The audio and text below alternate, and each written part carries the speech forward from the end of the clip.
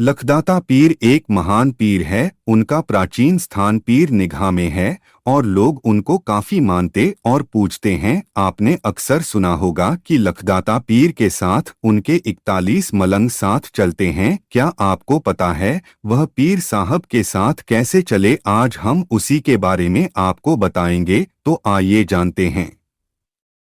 एक समय की बात है, गौसे आजम फकीर जो कि बहुत माने हुए पीर है, उनका एक मुरीद था और उसके घर में कोई भी औलाद नहीं थी और वह पीर साहब को भी इस बारे में कुछ नहीं बताता था। उस मुरीद की घरवाली उससे हमेशा यह बहस करती थी कि तुम कामिल फकीर के मुरीद हो पर फिर भी हमारी किस्मत में औलाद क्यों नहीं है। इस विषय में उनकी आए दिन बहस होती रहती थी। फिर एक दिन उन दोनों मियाँ बीवी की खूब बहस हुई और पीर का मुरीद यह कहने लगा कि वह आज पीर से इस विषय में जरूर बात करेगा।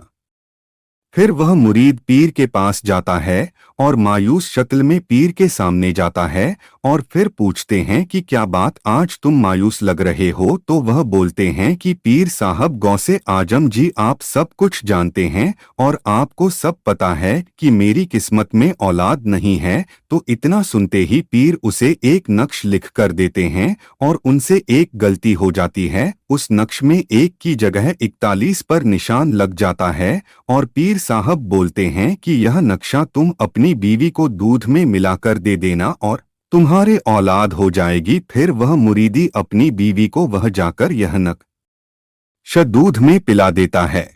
फिर कुछ रोज बाद उस आदमी के 1 की जगह 41 लड़के होते हैं और वह इस बात से शर्मा जाता है कि वह समाज में क्या मुंह लेकर जाएगा कि उसके 41 लड़के पैदा हुए हैं। तो वह इस बात का पर्दा करते हुए रात को ही उन्हें एक टोकरी में ले जाकर जमीन में गाड़ देता है। पर उसको यह मालूम नहीं होता कि वे अल्लाह के वली है और गौसे आजम की देन है।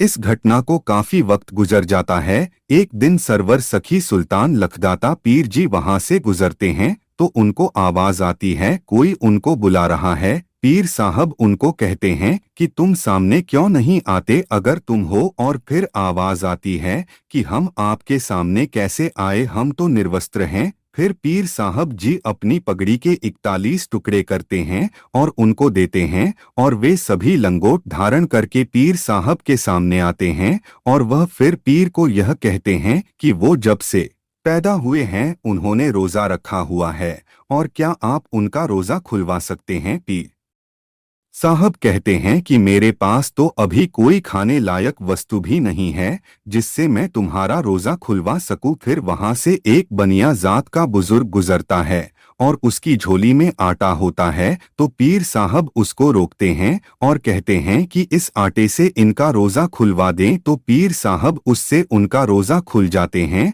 और उन पर दयाल हो जाते हैं और उन्हें मलंग का नाम देते हैं और मलंग भी खुश होकर पीर के साथ चल देते हैं और वह कहते हैं, आज से हम भी आपके साथ रहेंगे और आपकी सेवा और गुलामी करेंगे।